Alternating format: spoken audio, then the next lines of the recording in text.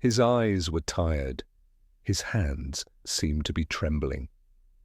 The young soldiers were laughing, but the moment he touched the trigger, all the laughter froze. Welcome to Human Stories. Before we begin this powerful story, please tell us in the comments which city you're watching from, and if you believe such stories should be remembered, hit the subscribe button and help these voices live on. The shooting range at Camp Blackstone Military Base opened at 06 a.m., but Colonel Michael Garrison was always there at 05:45, even on days when he didn't need to come as base commander. That morning was no different. As the cold wind of early autumn rustled the oak trees, he was already sitting on the wooden bench at the edge of the field. His hands were trembling slightly. For a 58-year-old man, this could be considered normal, especially after 35 years of military service. There was deep fatigue in his eyes, not just from sleeplessness, but from the weight of years. His hair had turned completely white, and the lines on his face told stories of their own. The young soldiers had already arrived. These boys in their early 20s were at that age when they thought the world belonged to them. They were joking among themselves, betting on who would shoot better. They stood up when their commander arrived, but the contemptuous look in their eyes couldn't be hidden. "What's he doing here?" Private Mason whispered to his friend. "I don't know, but did you see his hands shaking?" Private Jackson replied. "The old man's past it. He should retire." Colonel Garrison acted as if he hadn't heard any of them. He slowly got up from the bench, slightly swaying with the pain that reminded him of the old wound on his arm. The weapon he took out of his bag looked outdated, not the new generation precision snipers, but an old M24 SWS. Laughter rose from among the young soldiers. "Commander, are you going to shoot with that rifle?" asked Staff Sergeant Miller, with a suppressed chuckle in his voice. "I want to teach you something," Garrison said in a calm voice. "But first, show me how good you are." The young soldiers took turns aiming at their targets. With their modern weapons, laser sights, and state-of-the-art scopes, their results weren't bad. 8s and 9s from 300 yards. Good enough to brag about, but not extraordinary. "Now it's your turn, Commander," said Private Mason, still with that mocking tone in his voice. Garrison picked up his rifle. His hands were indeed trembling, slightly, but noticeably. As he moved into shooting position, his foot also stumbled slightly. One of the young soldiers tried to hide his cough. "Commander, maybe another day?" suggested Staff Sergeant Miller, this time with genuine concern in his voice. Garrison didn't answer. He aimed the barrel of his old rifle toward the target. 300 yards, a windy day, an old weapon, trembling hands. The math seemed logically impossible. But then something changed. The moment his finger touched the trigger, that trembling stopped. His hands became rock steady. His breathing slowed and regulated. The fatigue in his eyes disappeared, replaced by crystal clear focus. It was as if he had become 20 years younger. And at that moment, all the laughter among the young soldiers froze, because the man standing there now wasn't just any old man. This was America's most famous sniper, the man who made his mark in history in the Gulf War in the 1990s, in the Balkans in 1999, in Iraq in 2003, the legend who could wait motionless for hours, who could neutralize a target from 800 yards. Bang! One shot. Silence. Then the voice of the young man running on the field. "Perfect 10! Dead center 10!" Garrison lowered his weapon. His hands began trembling again. The old man mask returned. But nobody was laughing anymore. "How did you do that, Commander?" stammered Private Mason. Garrison looked at him, something different in his eyes now, not just fatigue, but weight, the weight of a burden carried for years. 1993, he said slowly. There was a rooftop in Mogadishu. We'd been watching the enemies there for 43 days. My comrades were hungry, thirsty. So was I. He paused, looking into the distance. But duty is duty. The young soldiers held their breath. I waited in the same position for 72 hours. Hands shaking, eyes blurry. But suddenly the opportunity came. One shot. He snapped his fingers. 750 yards. Windy day. Old weapon. And? Asked the staff sergeant. No mockery left in his voice. And I saved the lives of 3 of my friends. Garrison's voice became serious. But I couldn't sleep that night. I haven't been able to sleep most nights since then. A quiet silence fell over the field. The wind rustled the oaks. Bird sounds came from the distance, but nobody moved. War isn't about heroism, boys, Garrison said. Sometimes there are things you have to do, and then you carry those things. Private Jackson stepped forward. Commander, we're sorry. You don't need to apologize, Garrison said. I was your age once too. I thought I knew everything. He smiled, but this smile was full of pain. Until I learned. Learned what? Asked Private Mason. That real power lies in silence. Showing off is easy, but staying on your feet when things get tough is hard. Garrison turned to his bag, began carefully cleaning his rifle. In 1994, there was an operation in Iraq. Me and 4 young soldiers, they were joking and confident like you. He paused, checking the barrel of his weapon. We were ambushed. The firefight lasted 6 hours. 2 of those young men were wounded, 1 severely. I was also shot in the arm. He pointed to the old wound on his arm. But surrender wasn't an option. What happened? Asked Staff Sergeant Miller. That night I neutralized 14 people. I carried my friends on my back to the base, but... He paused. His eyes had become moist. But after that night, I was never the same. The young soldiers had formed a circle around him now. There was deep respect on everyone's face.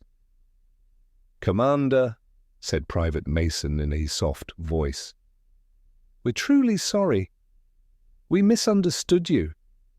Garrison raised his head. What you don't understand is this, boys.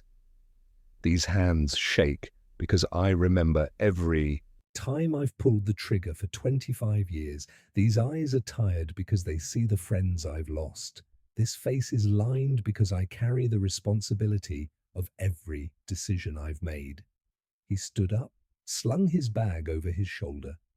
But when my job requires it, when that moment comes, he raised his finger in the air.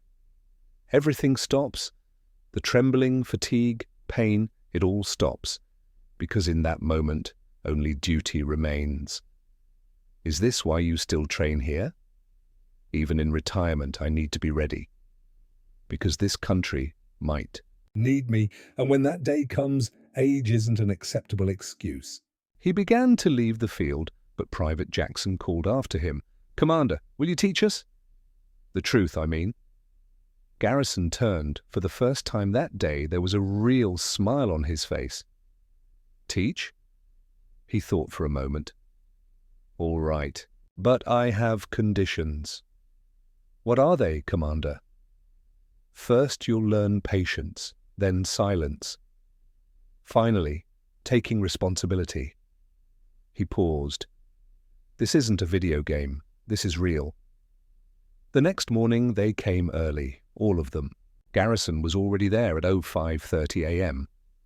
But this time he wasn't sitting on the bench. He was waiting for them. First lesson, he said, breath control. For 30 minutes without talking, just breathe in and out. Just breathing? Asked Private Mason. Just breathing, because if you lose your breath under stress, you lose the target too, and life. The first 10 minutes were easy. At the 20-minute mark, they started getting bored. At 25 minutes, some couldn't take it. But those who waited until the end noticed something. As time went on, their minds became clearer. "Good," said Garrison. "And now position." The position he showed them wasn't familiar. They hadn't seen it in modern books.